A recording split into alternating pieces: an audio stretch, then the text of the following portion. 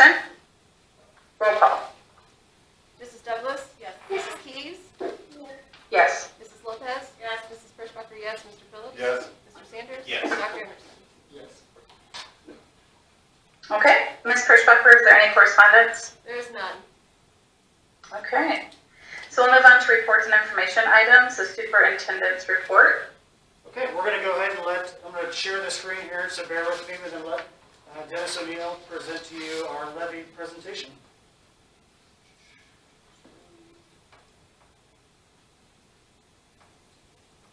Okay. We're going to look at last year's levy, what we projected, and what actually happened. We're going to look at the... Mr. Gates, you're not sharing your screen. I'm sorry to interrupt, but I No, thought thank that you. was important. It should present now. How about now? Yes. Yeah, You? thank you. Thank you. Okay, then we'll look at the historical EAV rates. EAV is equalized assessed value of the houses in the area, property in the area. The levy, we'll look at some levy theory reminders, and then the current recommendation, and then any discussion or questions, and of course, at any point, if you want to interrupt, that's fine too. Last year's levy, we levied for a 3.1% increase in our EAV.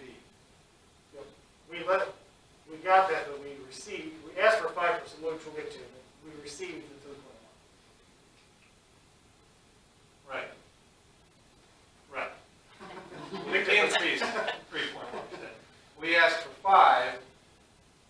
Actually, that's not an ask, it's an estimate of what EAV might go up.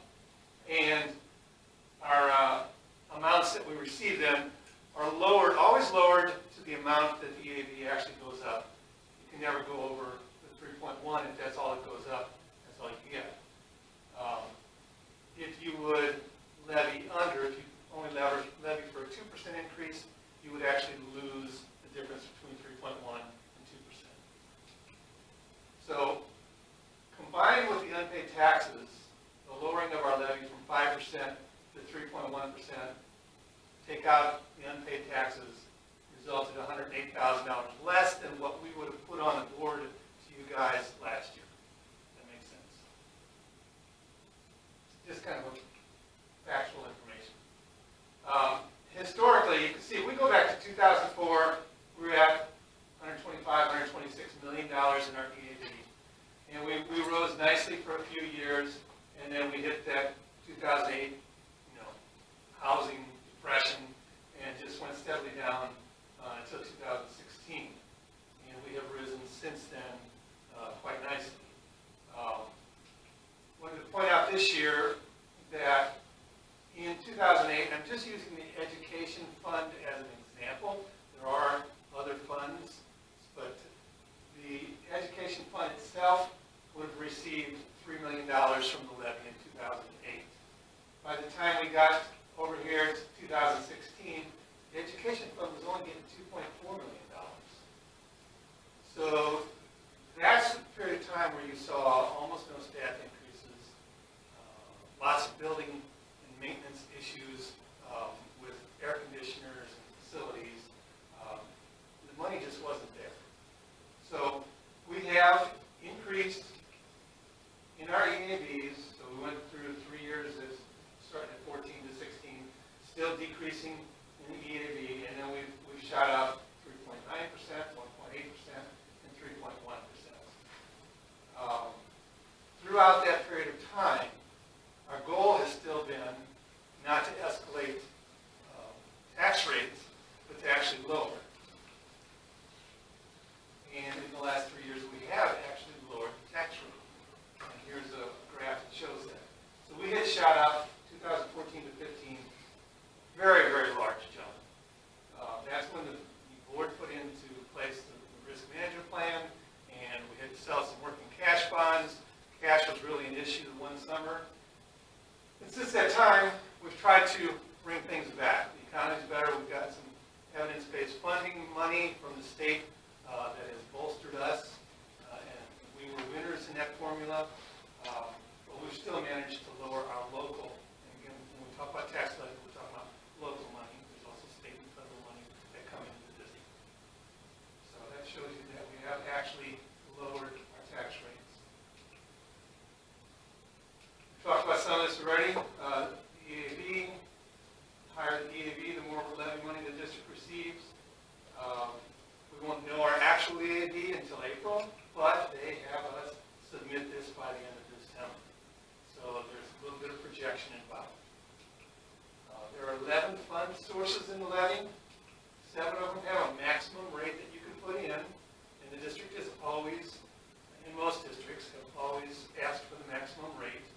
And then the other 4 funds are levied based on need. And remember those 4 funds because we're lowering 3 of those this year. And when I get to that number, remember that that's what that is. So these are the funding sources. The ed fund is the big one, and operation and maintenance. The others are rather small. When we say, we levy for the full amount, we get the 1.93 maximum rate. Then down at the bottom, we've got bond and interest. The county will fill that in based on what our bond and interest table already shows. We've got bonds out there that we've sold that we have to pay off. The county knows how much they are, I know how much they are, but I'm not even allowed to put the number in there. They take over that. Then the other 3, Illinois Municipal Retirement, that is the retirement fund for basically anybody that's not a certified teacher, staff member, administrator. Be myself, Renee, be all the aides, all the bus drivers, anybody that works 600 hours a year or more would be an IRA.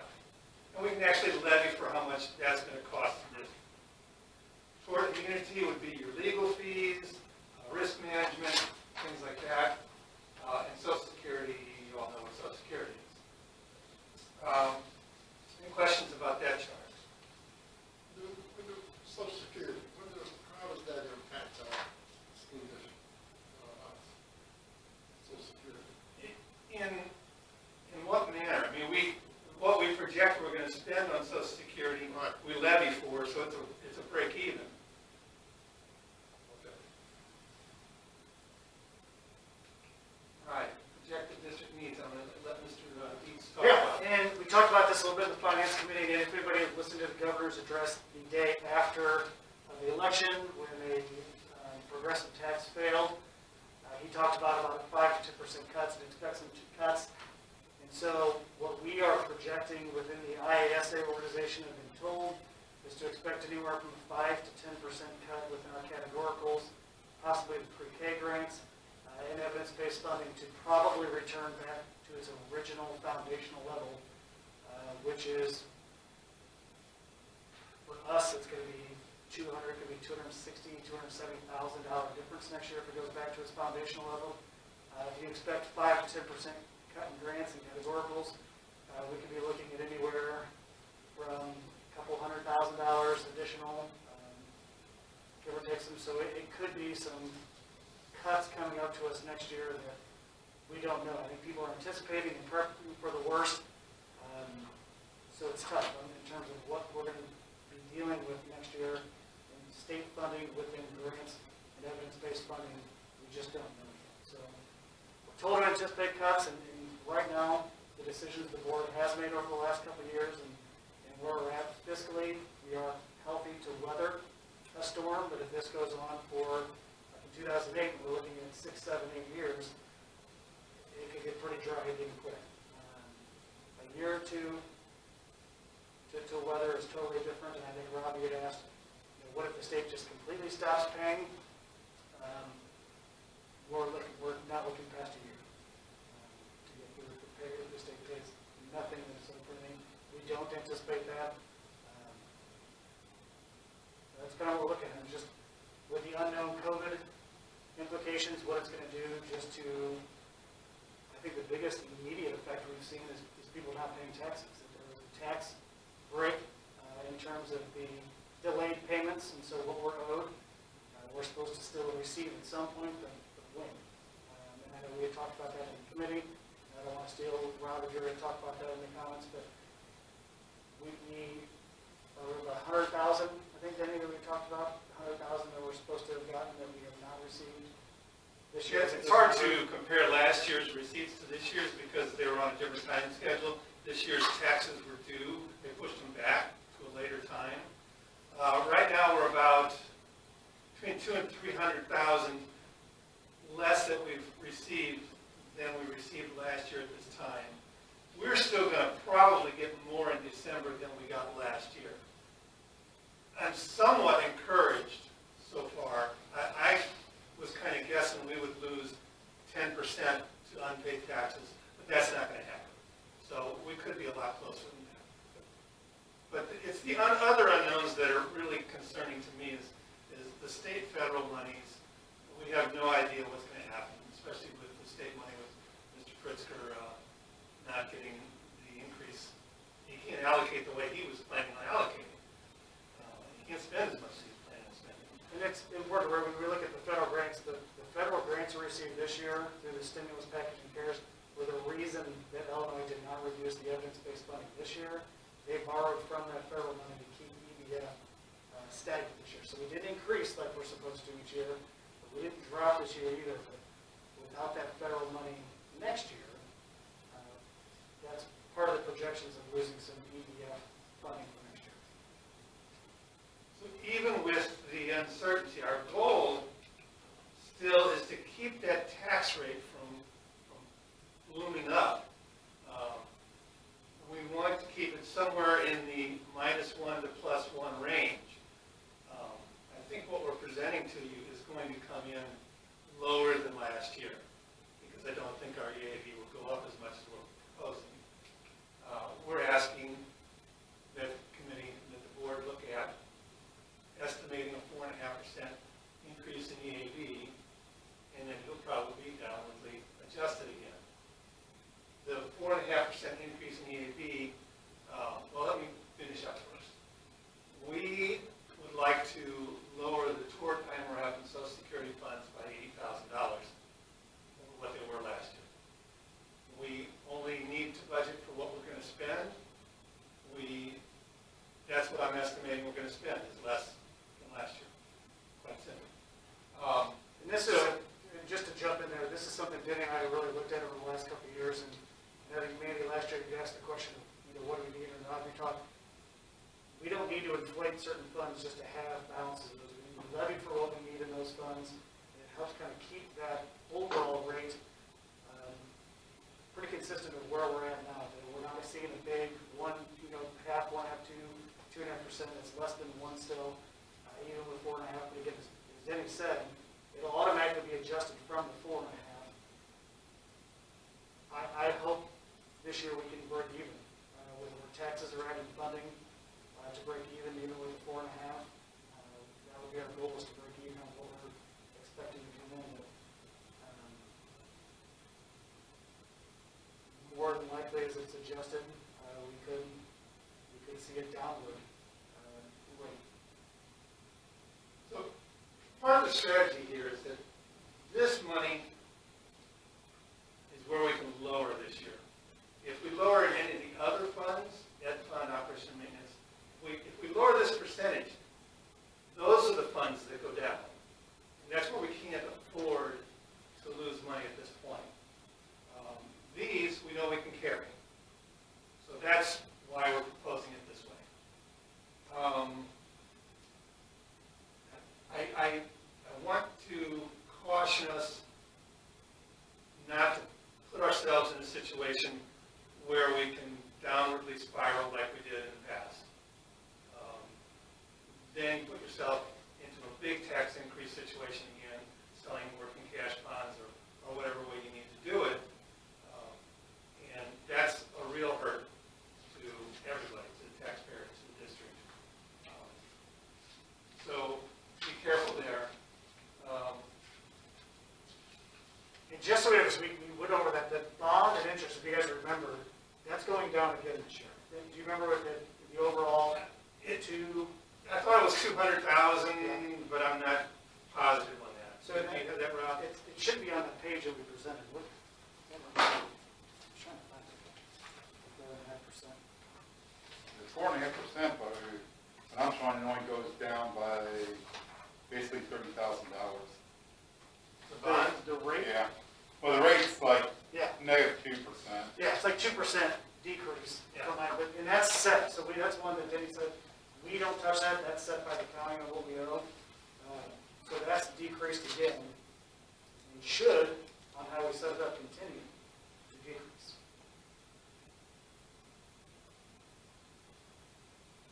I don't remember what last year's bond It was right here. You got what it was here, and then you got what you're estimating. Okay, yeah.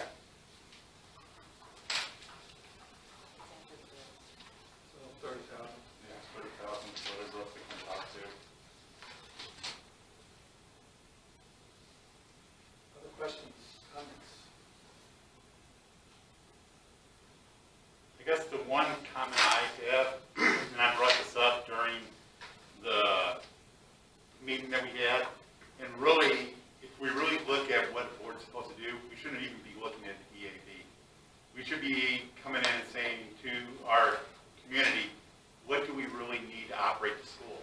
We don't worry about what the property is. Us as board members want to make sure that the EAV goes up, but we put in for exactly what we need. When we start saying, well, we're expecting the EAV to go up, and that's saying that we're trying to make sure we always keep those categories that have a max amount, that it's always at that max amount. And it should stay that specific way. If we have something, say, in a specific fund, we believe we need $500,000 in it, we should basically say that. We won't necessarily get it, but it should still be the way that we operate. It shouldn't be going off of the EAV. In fact, that's one of the reasons why it's done the way it is. We set basically the levy, saying what we need now, and then they actually tell what the EAV is in April. That's the reason why you don't learn that, because you don't need to know what the EAV is if we're doing what we're supposed to do as a board meeting. So that's where I kind of have a problem when we start looking at this stuff off of EAV. We should technically be looking at what next year's budget is and actually go down there and say, okay, this is what we're expecting in each one of these categories, have everything broken down. So if somebody comes to us as a board member and says, why are we running a tax increase in the middle of a pandemic, we can say, it's going to be used to spend it on this, this, this, and this. Now, Dave did come up with some of the things that saying, okay, what he needs the money for, but that's really what we should be looking at, saying, this is the money that we need, and never bring up EAV. We should never really look at that. And I would only say that, I agree that we have tried doing that, really try to project what we need next year, and that's why when we looked at the committee, we were deficit spending within the ed fund this year, and so we can continue to help carry that. But if you start talking about losing funding within ed, you're talking about a lot of dollars and then programs and people cut. And so that when we look at what we need, we are trying to present you what we need, but they do go hand in hand in terms of what do we need, but also realistically, what do we have available? Because if you're expecting hundreds of thousands of dollars, say in deficit cuts, we need to start planning that now. So our EAV does play into that, what we expect it's going to be. And so I certainly understand the aspect of don't just max everything out, but a lot of our programs and what we're doing is based on what is available. We always have needs and always have programs. That's why EVF has been such a great thing. The state's supposed to pay a minimum of 50%, and they never come close. But because of EVF, we've been able to actually put in programs that have benefited our kids and benefited our teachers that we couldn't have done before just on local money. And so it's tough to say, we don't need this, we don't need that. And I agree with all of that. My whole concept is that we shouldn't be looking at the EAV. If you need the money for a specific thing, it should be in a budget saying, I need this amount of money. And then from there, it's up to us as board members to saying, okay, maybe we won't get the stuff from the state. So now do we want to put that load on our local constituency or not? And that's where we kind of go with that. It says we should have the amount there and just say, this is what it is. This is what the proposed budget is going to be for next year. And we kind of work off of that. And I would just like I said, we really are trying that, and I would say if you look at the last couple of years, especially, and I think Denny had talked about it in our committee meeting, that if you notice where even our ranks are in the area that we used to be the second highest by a lot, that has continued to get evened out. I think we're third and close to the fifth now, so we're trending in the right way, and we're trying to be very conscious, but we still have to provide what's the best programs and resources for our kids. And that's why we put together the budgets and expected EAV. We really do see them being tied hand in hand. This is what we need. I mean, we're not asking for massive amounts, and again, we only get what we get from the county. But our numbers are what we need, and that's why we even lower things like tort IMR from Social Security. We don't need to have this big balance in them. If we can lower those based on need, lower. We've done that for a few years now. We really looked at each one of those categories. Where can we lower? What do we need? What do we need to operate? And this is what we feel. Personally, I had asked for the 5%, just to be safe like we did last year. But we're comfortable with the 4.5%.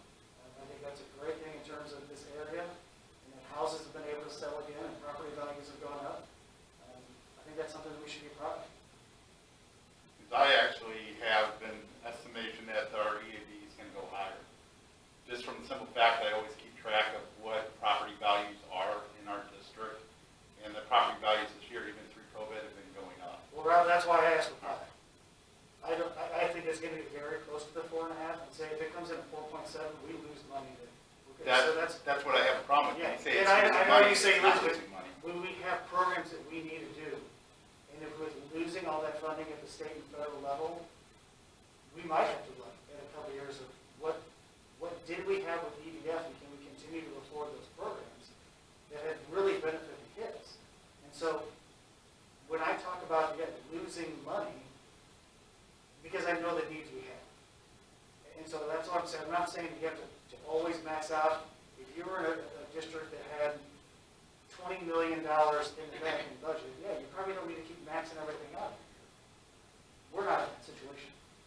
Like we are basing this on what we need. And I will be very honest, I am worried about the 4.5 because I know what we need, and that's why my original was 5. And I still would feel more comfortable with 5, but Denny and I are also good with just what the rate is, that 4.5 would work for this coming year. If that's what it was. So,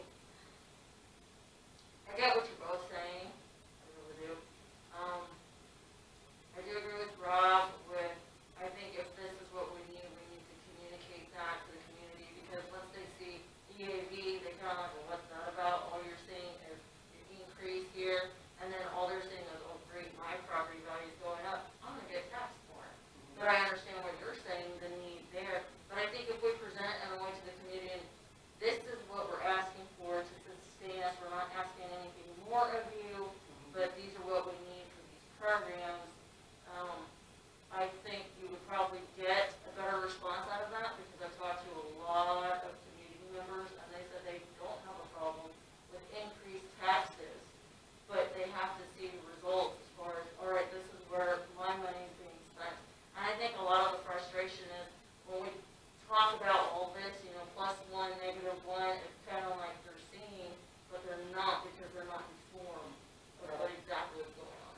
So I think there's a lot of breakdown in communication as far as with us, with Rob and I sitting on the finance committee, you're giving us numbers, we're looking at it, it's making sense. We're having the discussions and we're asking the questions, but that's within our community, like our committee.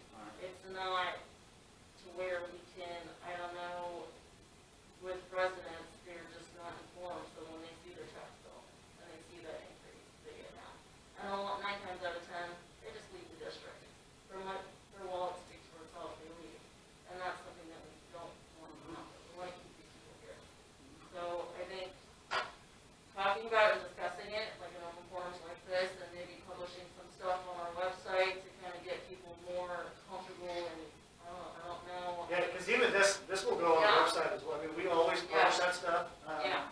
And I know even like with what we're doing with EVF, you know, we put together that kind of packet or whatever, this is what we did, and I sent it out. So yeah, as we look at trying to, it's hard to try to communicate an overall budget with all the different line items. But whatever you guys think in terms of that I haven't been transparent enough, I will certainly work on fixing it. And Mandy basically kind of brought up what I said, basically in a different term. Is I don't necessarily say that the community may be against the 4.5 or even the 5, but the way it's being presented here, saying that we're basing this all off of EAV, is the wrong way of going about it. We need to be able to go in and say, we need X amount, no matter what EAV is. If we need more than what the EAV is, then we can say, we budgeted for this, we only came in here at this amount because our property values aren't there, but you don't even bring in EAV into the picture. You're just saying, this is the amount of money I need, and that's what the whole idea of the levy is saying the district needs this money, and it's up to the county to basically say, okay, these are your maximum amounts, etc. And if we ask for more, we get less. If we ask for a certain amount and it doesn't happen to be as much as we could have, then it's good. We actually did well, that we're not trying to go up against the cap, we're just putting in exactly what we need. And to me, that's the whole thing. It's just the way we present this more than anything else.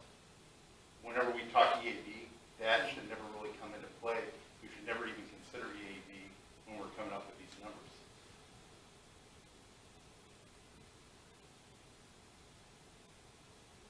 Yeah, and I think when we talked in our finance committee, with what you and Denny have done by stating that, yeah, we're not liking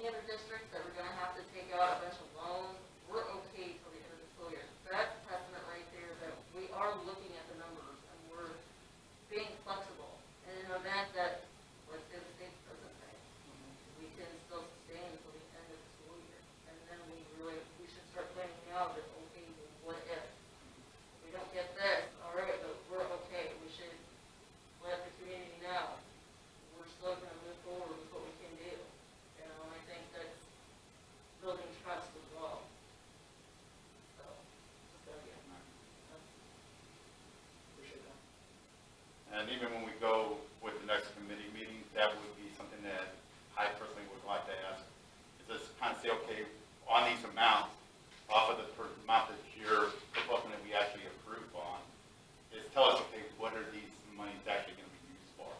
And break it down. Well, and I guess I want to remind everyone too, we were short over $200,000 in our education fund this year in spending. So when I talk about knowing when they go hand in hand of what we need, unless you want to start cutting programs and cutting teachers, because that's where the money is, that's where that is. And so when I say it goes hand in hand with expecting the percentage, I need that money to sustain programs, because you can't keep losing $200,000 to $300,000 every year, because then you go broke. And so when I talk about what we need, that's why I say I know we need that, and if not more, but I'm also realistic on what we're going to get and trying to be cognizant of the taxes. If you want to make cuts, Rob, that's people and programs. Right, and I'm not saying That's- cuts, I just want to know where. But I think that's what we do. I also would say that's what we do every year when we approve the budget. We show you exactly where all that money is going, where it's needed. So it's tough to say, guesstimate on where it's going and what your budget's going to be next year, because we can put a tentative what we need, but we would be over on every single item on what we need versus what we're going to get. And so it's tough to give you a budget on that stuff now, because there's so many line items and so many expenditures to look at. But And that's all I'm asking though. yeah, is- unless we cut programs and people, that is what we need, except more. Right, but all I'm really asking is for you to take the amount that you're proposing, at the 4.5, and we stay exactly with that, and just say, okay, assume you get it in April, what are you going to do with this excess money? Because at that point, you are building the budget for the next year. Where are you going to put these funds? And just kind of use that. It doesn't have to be exact. So you mean like broken down by the fund? Not by the Okay, fund, 10, not by the fund, but what within the fund. For example, the education fund is going to go up by 117,000. So what is that 117,000 in education fund? What's I would say part of it, and I just tell you right now, would be to offset the $200,000 we lost. But if you look at just what salaries for staff and do, like staff and benefits, they go up again. And so to that 200,000 we were short, you're going to lose more.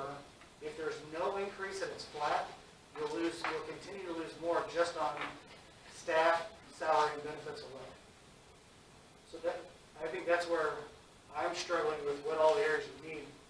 80% or more are all built into benefits and salaries. Right, but I also looked over this, and all these funds go up by exactly the 4.5%. So it's like, that tells me we're not really looking at, we're just saying we want 4.5 in all of these areas. But it's just not where it is. It's like if the state comes to us and say they want a tax increase, the state should tell us, okay, we wanted to do this, to do this, to do this. Just like when they tried to do the tax rate stuff here, they said that they wanted to use it for this, this, this, and this. That's all I'm asking. If we have that same kind of capability. Certainly, Denny and I will try to work with you.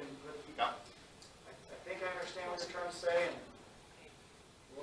we'll work on what that would look like. Okay. Kind of get it. And if you guys have questions, just email me and I'll clarify what I'm talking about between now and the finance meeting. So, one last comment, when they approve a tentative levy, it's going to be a page like this, it's not going to be a page that references percents, it's going to have amounts on it. So that's what you're actually voting to approve on a tentative basis.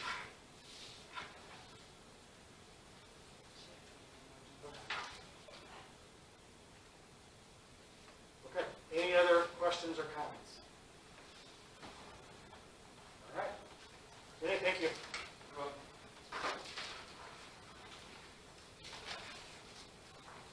All right. And we're back. Moving on, just real quick, I want to thank Renee. We had a recent mini compliance visit from the ROE. That's when they go through all of our records. They look at staffing, they look at making sure everything from your endorsements are all correct, to your board policies are all updated and correct. It's a lot of time and effort, and they could not have been more complimentary.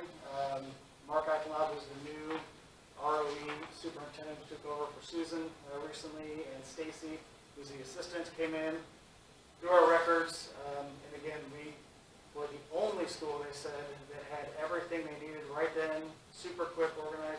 Renee, thank you for that. You did a great job.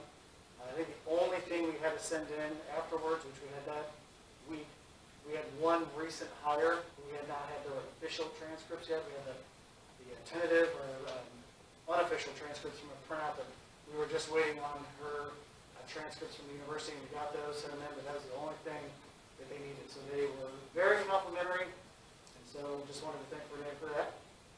And then on COVID, we met with the task force on November 11th. And prior to that, the building principals had worked with their buildings and respective committees on some things that were needed in terms of especially tying with remote learners and what we would do to a schedule.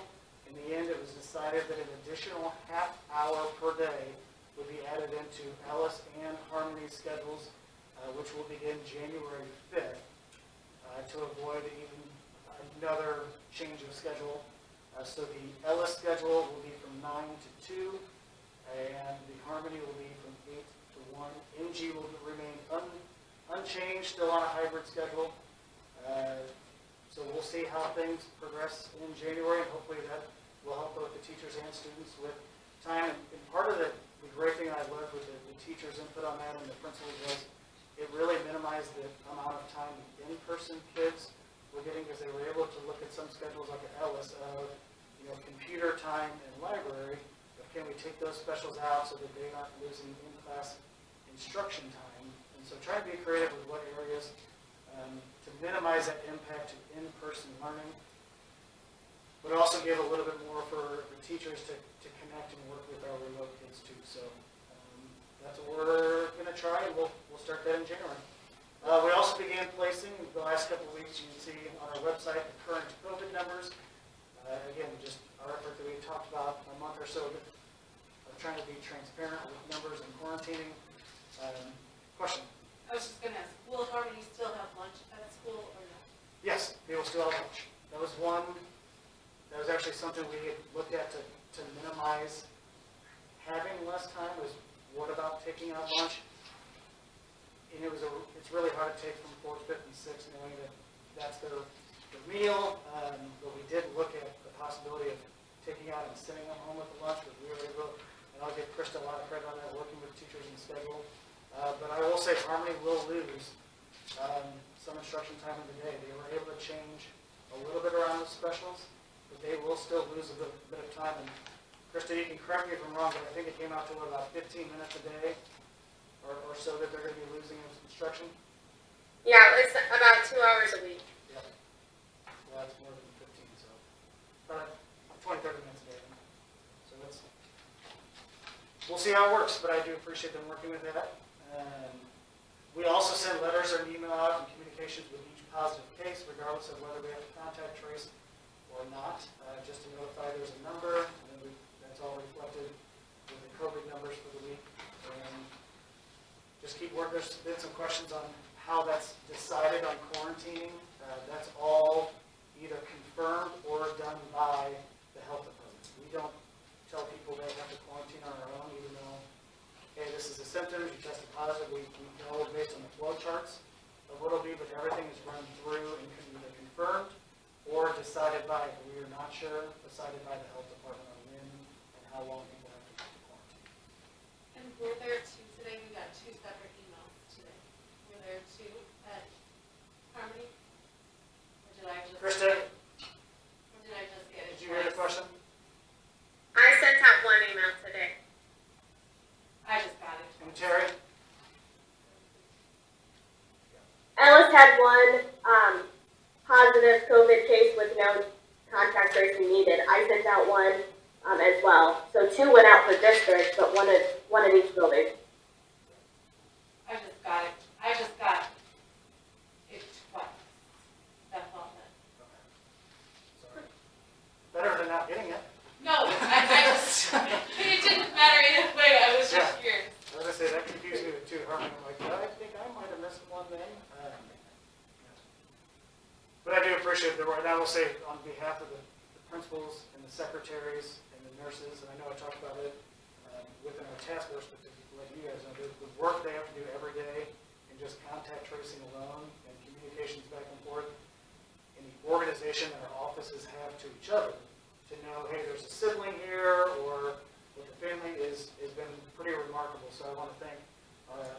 well, they'll work with that too. They've done a really good job with that. And just to clarify, Yeah. that we haven't had anything that's affected an entire class. No, and so, I need to knock on some wood here, and I hate to say it out loud, but we still have, this day, 7 weeks in now, have had 0 in-school transmission. Could that change tomorrow? God, I hope not, but I think we're all realistic that at any moment, numbers could go nuts, but I really do, I think the staff and the buildings as a whole have done a really incredible job in terms of our plan and mitigation, and it's stressful for everybody, but I think I'm really proud of what they're doing, and we just know it. Sometime it could change, and so we're hoping it doesn't, but. As I know, when I did that project after our meeting and stuff like that, I saw a lot of the things that our custodial staff is doing as well. Yeah. Saw a lot of that in the Did work. you get to see the Ghostbusters backpack, or the Ghostbusters thing? Mhm. Yes. So, they were able we had a backpack for them, which is like a chemical spray that we spray every night. It's kind of like a fogger. And they were able to put it on a cart with a marine battery, so it kept the juice, and then they just wheel it around and fog everything. So, but yeah, in terms of what the custodial staff is doing, it's been pretty fantastic. Yeah, so I think that's probably one of the things that's probably helped out as well as that, along with all the rest of the staff, all the additional precautions and stuff they've been taking. Yeah. It's actually helped out a lot. Well, in terms of they clean their desks, and we give them paper towels and spray, and so just wiping everything down constantly, and the masks. The kids have been great from week 1 in terms of wearing masks, so it's been something to be proud of for them, for sure. Any other questions on that? Okay. I also forgot, and I apologize because it was right in here, don't forget, number 1. Board Appreciation Day was on the 15th, and so I know, Mrs. Keys, you don't have it because you're not here, but we'll get it to you. Nick, can I steal that? Yes, you may. So when you come back, Miss Renee made this for the board members, and it has some candy and stuff in it. So your little personalized, fun painted pot snowman. Renee, that's adorable. Thank you so much. So, and there's some cards too. I think Dr. Griffith, you had left some cards. And so, yeah, and there's a certificate here for you, but just to our board members, really thank you for all that you guys do and all the work you put in, and you really do a great job. So just want to thank everybody. Tessa, thank you. The Happy Board Appreciation Day, just a little bit late. Okay, that is it for me. Okay, thank you, Mr. Dietz. So principal reports. Although I don't think your name is right on this either. So Ms. Luntz, would you like to go ahead and present? Sure. So I'm going to kind of keep it short. I just wanted to thank Mrs. Foley and Mrs. Stewart and Mrs. Vogel. We just did our Thanksgiving food drive district-wide, and so all 3 buildings students collected canned goods and desserts and mashed potatoes and gravy and all sorts of different things. They went and bought turkeys. So for 7 families, we got to feed this Thanksgiving. Fantastic, thank you. Ms. Kramer? Just to piggyback off of Mr. Deeds real quick, Chris and I didn't know that any of the board members were in person, so all of your thank you cards from our staff and thank you cards from us and our gift to you is sitting at Harmony table. We didn't know that anybody was there. So that is our fault, but we do both want to say, happy school board day. We appreciate our school board and everything they do for our community and our district. So we now know that some people will be there, so we will have them next month. Sorry. But just to kind of keep things a little bit short, last month we talked about canceling Donuts with Santa. Kate and I got back together that next day. We already had it cranked out. We are doing Santa special delivery, where you can drive up on Saturday, December 12th, for this hour-and-a-half time frame that you can come up. We'll have Santa Claus, and we're going to have elves. The elves will be able to deliver the packages straight to the car, so the kids can still see Santa and wave, and then cute little elves. So it is just a craft bag. Lots of different crafts, from making pictures to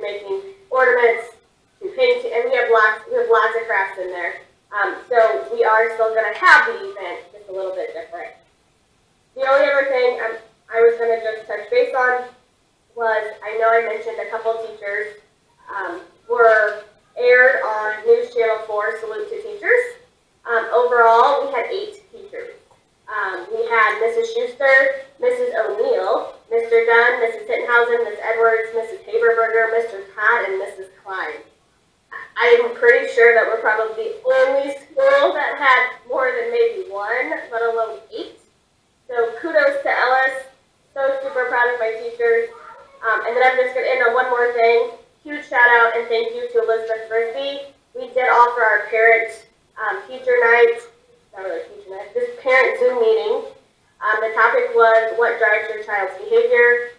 We were able to reach out and set up some additional appointments with a couple of the parents who did attend, and we're providing some services on the side as well. So I was not as many people that joined that I hoped for, but at least we're making some connections with some family members on the side as well. So we're going to set up another one. We're going to be looking at January for our next parent meeting Zoom. But just a thank you to Elizabeth because it really did turn out very well. And that is it. Fantastic, thank you. Dr. Griffith, would you like to go ahead and go?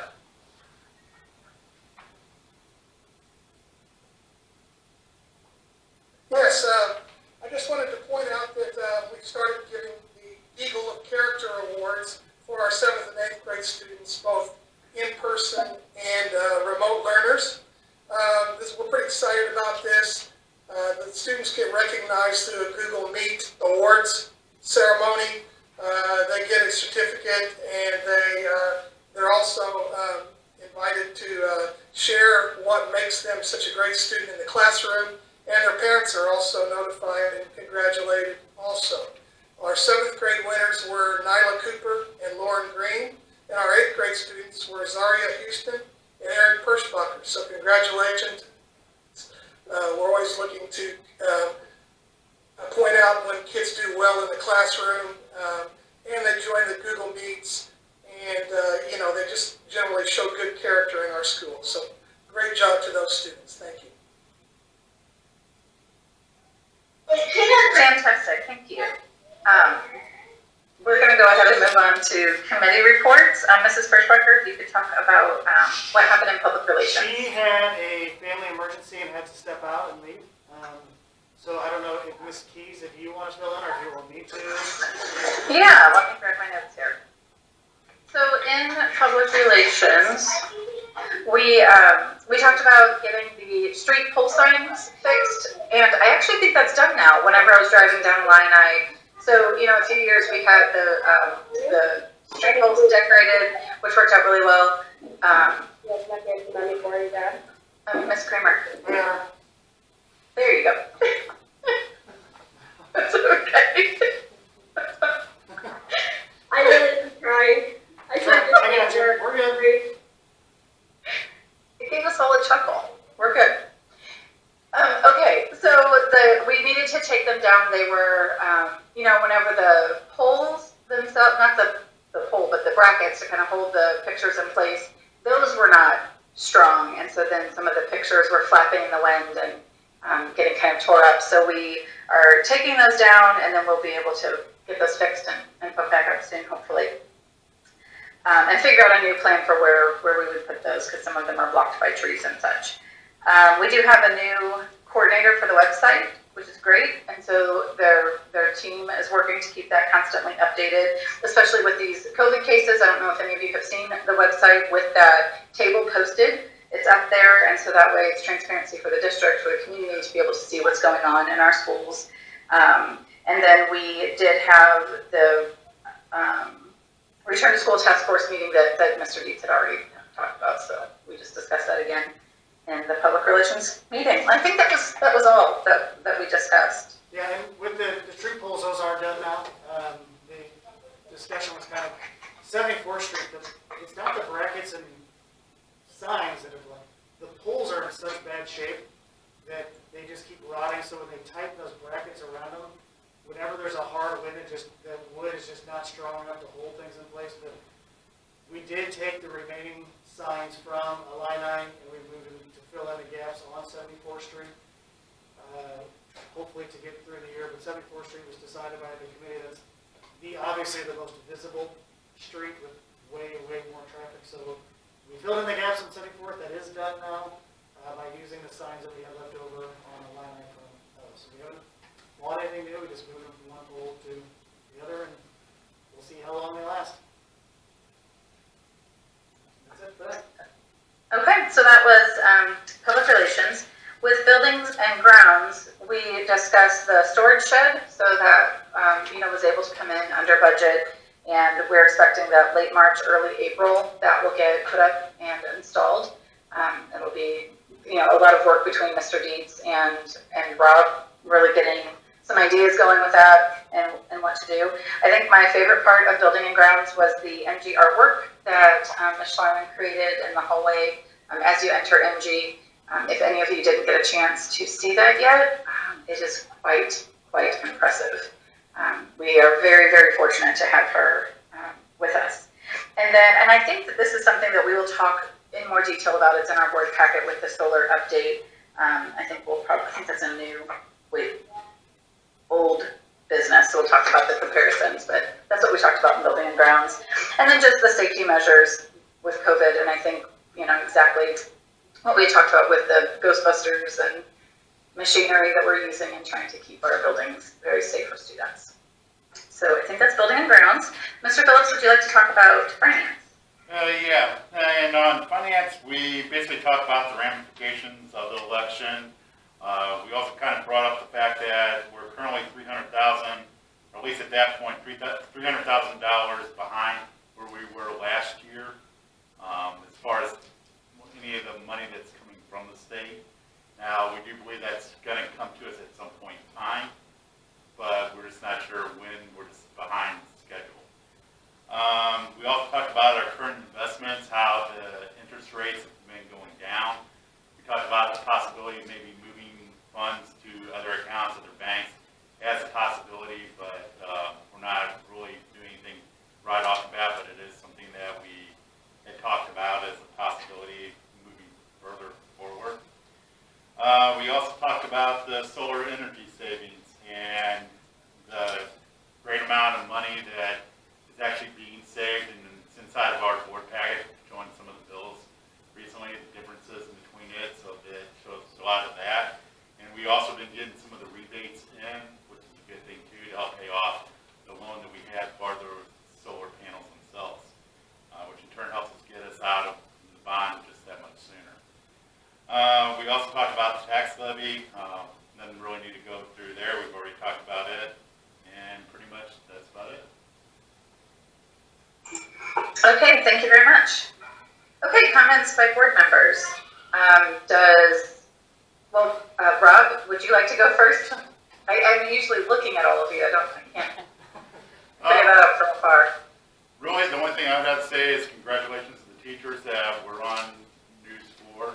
I didn't really get a chance to see any of them, but it's nice to know that they've been recognized, and that is a great thing. And then also to stress the stuff that I already said about how great I think it is that the staff, all the employees of the district, how well they've been doing to help fight the pandemic and allowing our kids to still be in person. I know there's places around the U.S. that kids have never been in a building this year, and I'm glad that we've been able to do that. And as of now, we've been able to do it pretty safely. Thank you. Rochelle? I don't really have a lot, off of, thanking the staff and, all the people involved with, just persisting, doing what needs to be done. I know that it's, wearing on some of the staff, and, I don't envy anyone. I'm blessed that I can work from home, and I'm thankful that the people who are here are continuing to do what they do. Thank you. Eric? The only comment I really have is just to say to Renee that these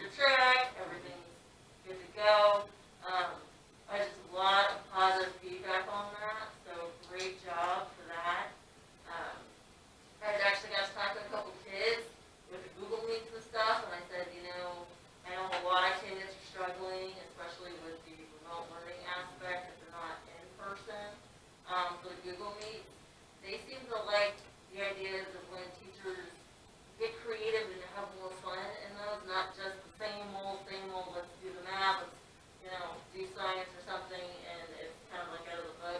They like the creative ways, like let's play a game, let's do that stuff.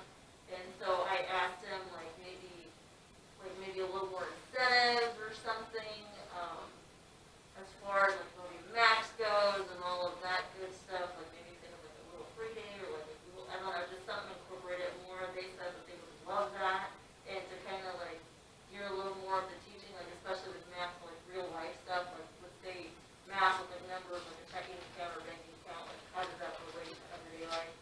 I know with my kids when they see a debit card or a credit card, they just want to swipe, and it's like, well, if you don't have the money in there, kid, I'm sorry, decline. And it's stuff like that they're really interested in learning about, just kind of the real world, real life, especially since they're at home.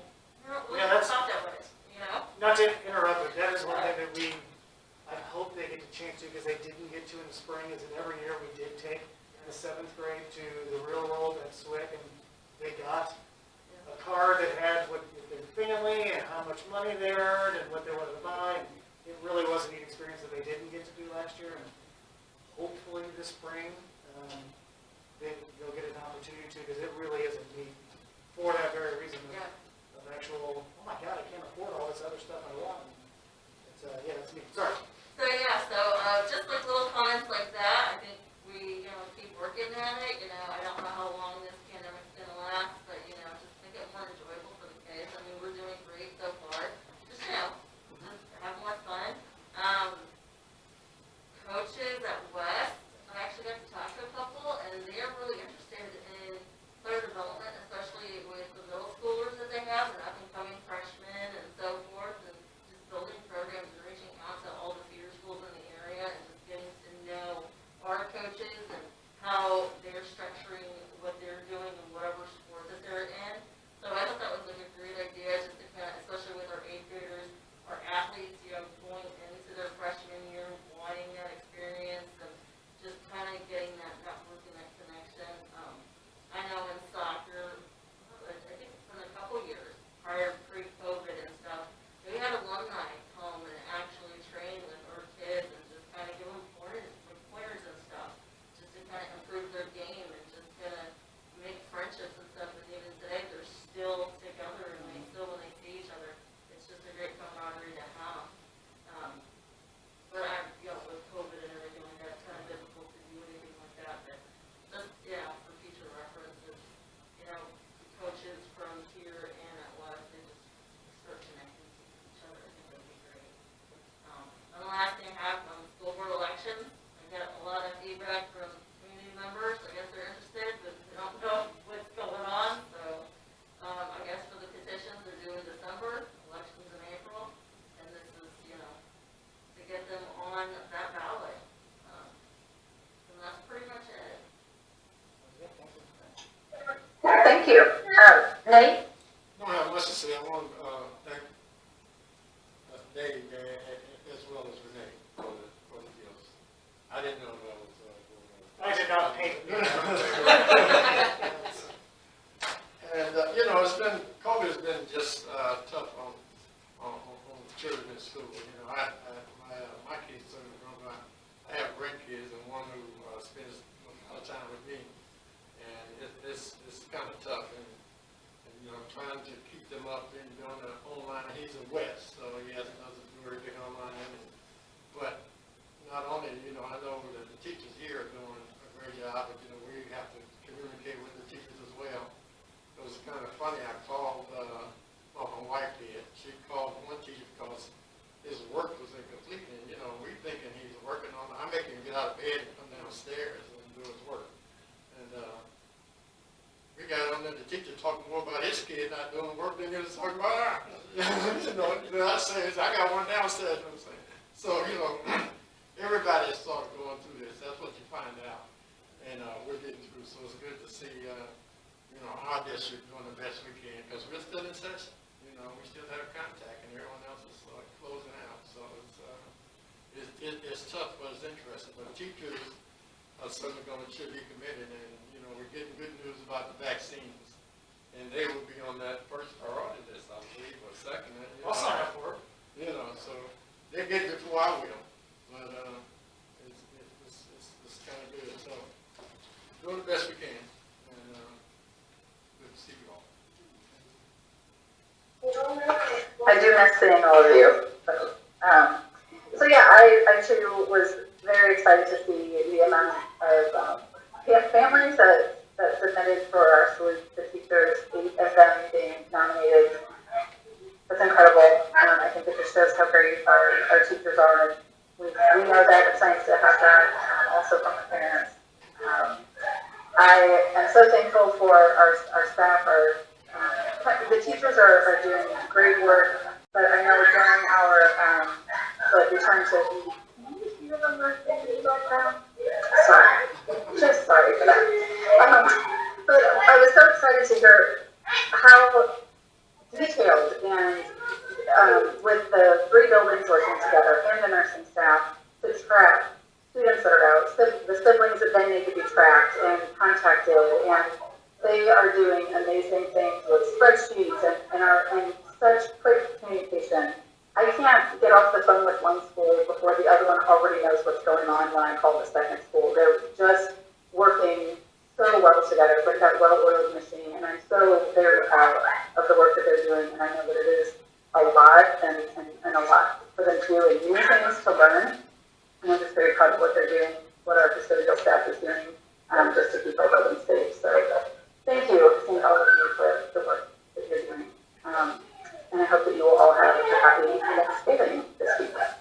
Okay, consent agenda. I need a motion to approve the consent agenda, which includes the approval of minutes, payroll and bills, treasurer's report, and destruction of closed session audio.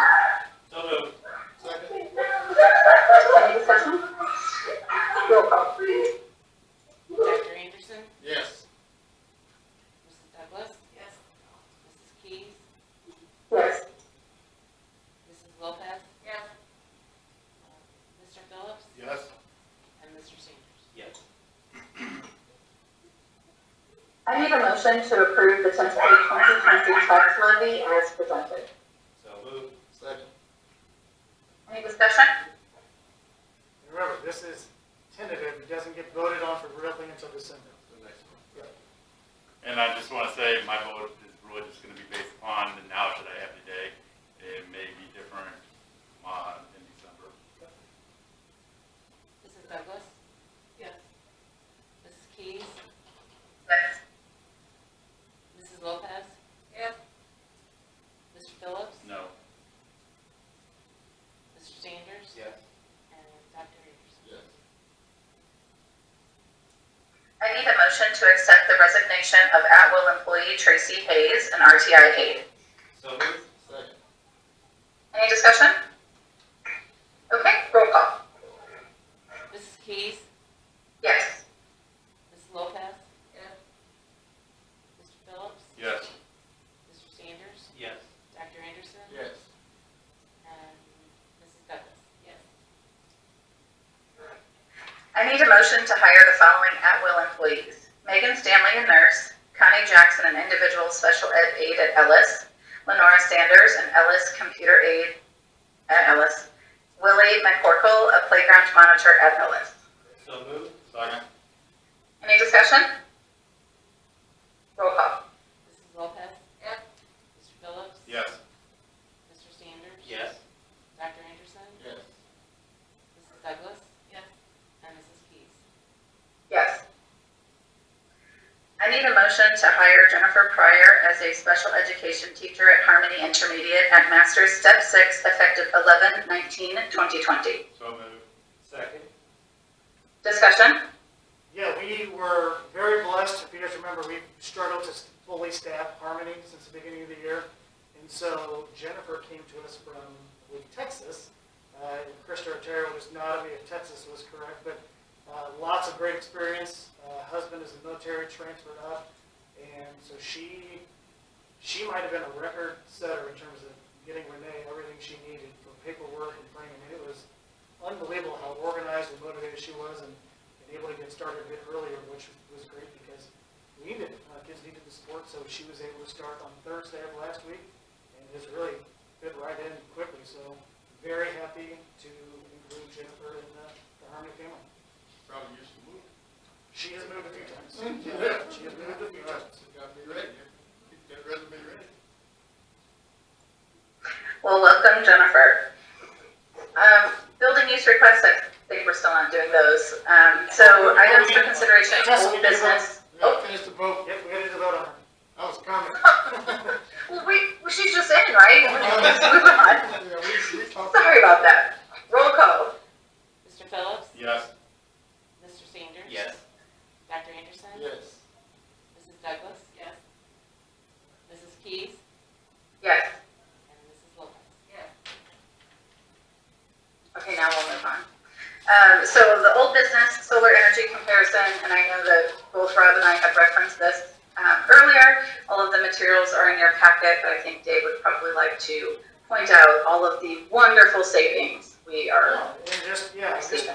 real quick, if you guys want to chime in, but I just want to present the board, and I know we talked about it in the committees, but just to let everybody know, in the 2-month comparison that we used from last year between the September through October kind of 2-month window, and we really wanted to use September and October because that's when we had kids back in the building. August wasn't really a fair comparison because we had a lot of things shut down. So in terms of energy usage, it wasn't a good comparison, so we used September and October, and then the 2 combined months, we're looking at around $14,000 in savings combined from last year's period. We had roughly and conservatively anticipated when we went through the process last year of around $40,000 that we would earn in a year in terms of savings. It was nice to see us pretty much get a third of that in one chunk in 2 months out of the 12, but we are also coming into winter months here, so we'll see what happens with winter and less sunlight, but the first several months are looking pretty good in terms of the investment with solar panels and what they're going to do. The savings, to Rob's point earlier, we've gotten the SREC incentives in, we've gotten the smart inverter rebates, and those were all to go towards paying off the loan with Busey Bank too. So those payments, we get them in, we send them over to Busey to pay those off.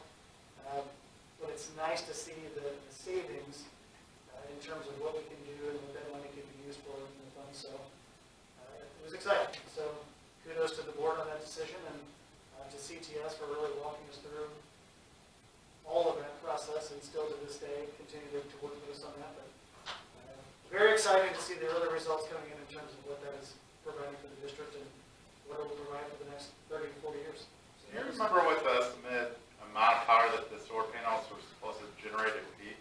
No. Was it 100% or was it less than that? No, I think it was like 90, I think they started on 96, 98 is what they want. Might start off around 100, but they degrade by 2%, I think, every year until 80%. And then at 80% degradation, they flat. And they'll Yeah, degrade. I remember that part. But I think just for sure remember it should be 100%, and they, What I was looking at though is like the design, because it said that we can only design it so big, and it was like we can do maybe like 110% of what our estimated usage is what we could have theoretically put on top of the building.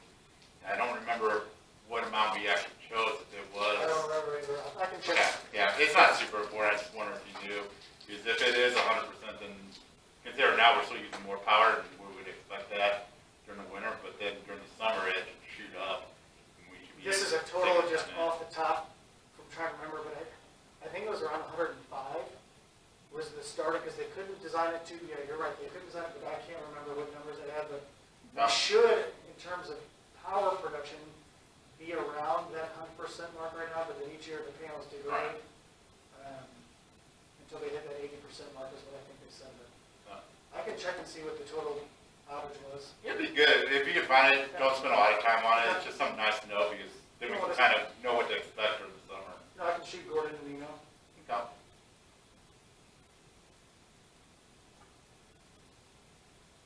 Okay. Any items for new business? Any discussion there? Mr. Deeds, I don't know if this is appropriate at this time, but talking about the solar panel savings, and then still thinking about the levy and thinking about our programs.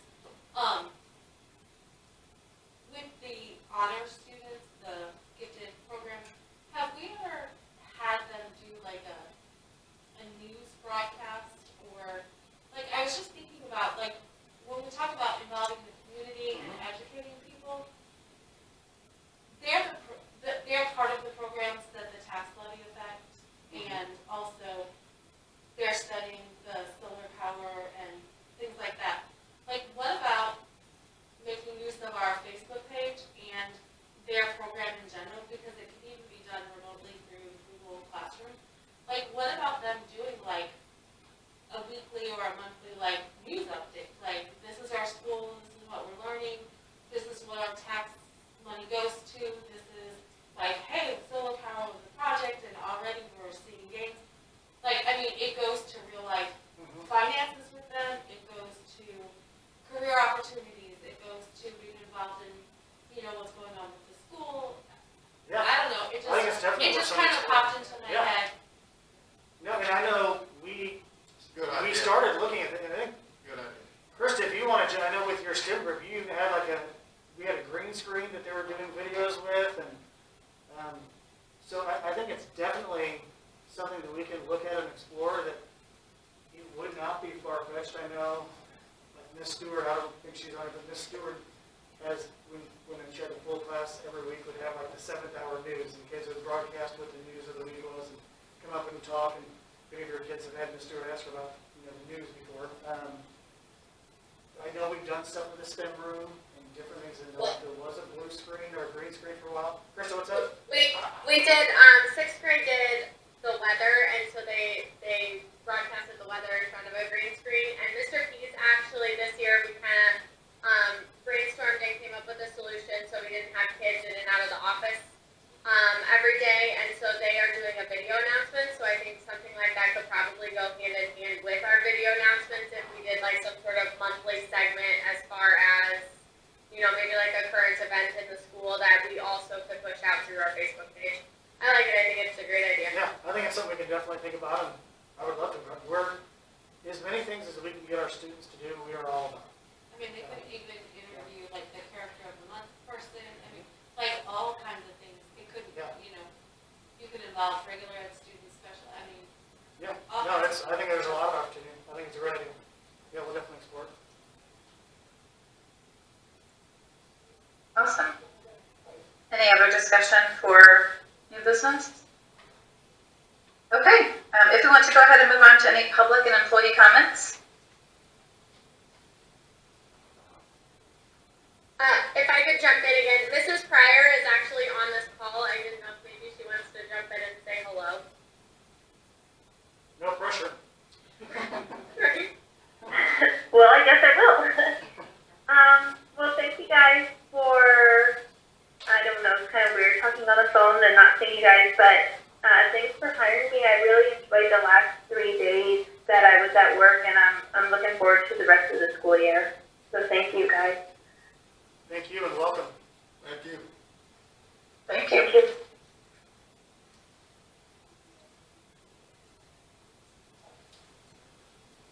Any other public and employee comments?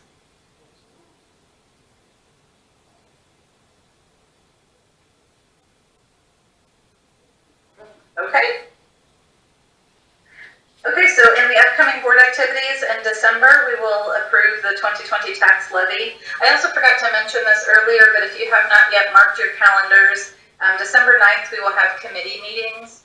Definitely finance, policy, Dave will be in touch to see if we need the other ones. So just kind of keep that, be aware of that. Mr. Dietz reminded me that this weekend would have been the III conference, and tonight we would have been sharing all these great things we've learned. So maybe that can be, we could just reminisce on that for a moment and think about all the lovely things we learned last year. And so in January, we'll have the superintendent evaluation. February, we'll do the district goals. I think last year we did the goals and then immediately following did the evaluation. We may, want to talk about if that worked for us and what we want to do, so we can kind of start thinking about that next month, how we want to get that set up. I put in your guys' notes because I think it was brought up earlier to try to do them together. I think, and I don't know if Rob, that was something you had wanted to do, but I thought somebody had asked if we could do the evaluation and the goals together so that we can do the rubric for me. We can tie the rubric in around the same time too, what I would be expected, so I know in March or so, what the goals in my evaluation would look like if they were done around the same time. I could be totally, I believe that's Crazy. correct, because I do know that it said I would like us, yeah, as we work on your evaluation this year, actually come up with what kind of changes that we're gonna recommend for the next year, so you have that entire year yeah. to work That's, towards it. that's what it was. It was about goals, but then I think we wanted to tie the goals in, so it's totally up to you guys. I'll schedule whatever we need to, just, you let me know. Yeah, I think you're right. The superintendent evaluation, and then immediately talk about the rubric if changes need to be made, which of course then would have to be done after the goals are set. So we would have to set the goals for next year, then go right on into the evaluation, and then making sure that we update our rubric accordingly. So, just plan for a full Saturday, likely in February together. We'll have breakfast, lunch, and dinner at this meeting. Will be great. And then in March, we'll approve the 2021-22, goodness gracious, school calendar, and then notify if there's any reduction in force. So those are our upcoming key dates and deadlines. Okay.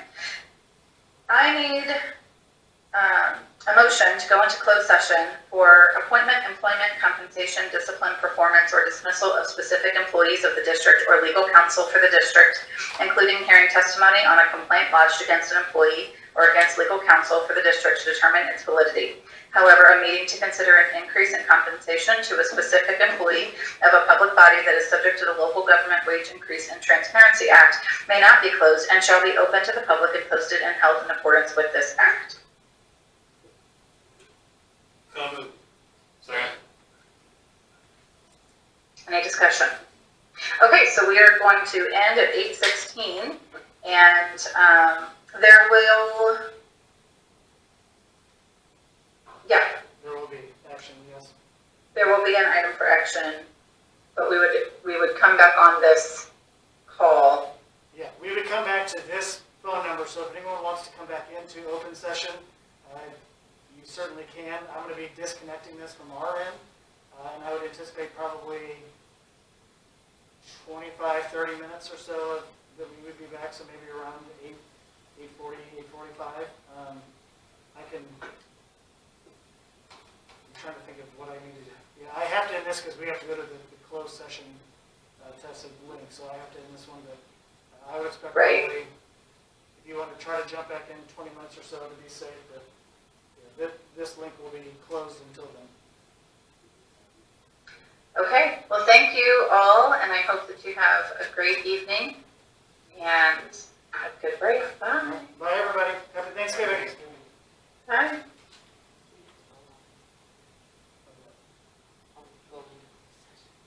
I thought we did, didn't we? No, We just did a motion in a second. I can fill in for. All right, well, why don't we do, yeah, go ahead. Motion to, go into closed session. So we had a motion and a second. Motion, yeah. We just need a vote. Yeah, you had the motions. Yeah, we motioned in second, but we didn't. We didn't vote, so why don't we just do a roll Okay. call? Oh, we did motion second, yes, she read Mr. everything. Sanders? Yeah. Dr. Anderson? Yes. Michelle? Yes. Mrs. Keys? Kind of confused there. Mrs. Lopez? Here. And Mr. Phillips? Yes. You can ask me. Okay. So who's gonna do, the notes for closed session? I can take notes, Okay. unless somebody else wants to take notes. All they gotta do is fill Rob in. said no. All they gotta do is, you just have to fill in, I have it written out, you just have to fill in times, who moved, and then, and this is already done, so we don't have to do. Do we have to do detailed notes of the conversation? Nope, just And tell Renee, me. actually, I mean, if you guys are okay with her staying, because she knows what we're talking about in closed session. So if we're okay with Renee staying for this, I'm fine. you can just continue to secretary, because you already know, because you had to help me handle some of this. Okay, let's go back on to, does anyone use the restroom or something? Nate. Okay, yeah, let's, we do all the time.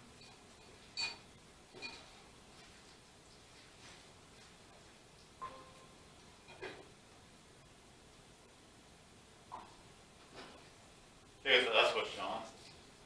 Sean will be coming in too. I invited him on the. But that, I'm sure that's what the us was on the Yes, original Sean, call. yep.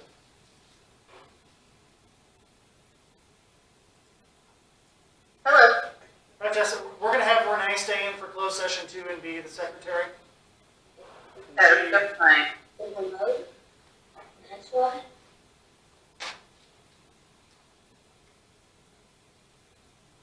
And we're just waiting, there he is.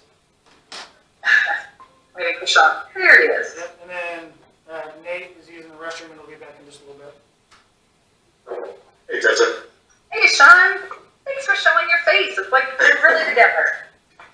Yeah. I was wondering if that was you with us showing on the last call. Well, I don't want to detract from everyone else, so, you know. I thought it was Superman. I was, waving and smiling at Terry's son. He was like blowing kisses. Did you guys get to see that? He was so stinking cute. All right.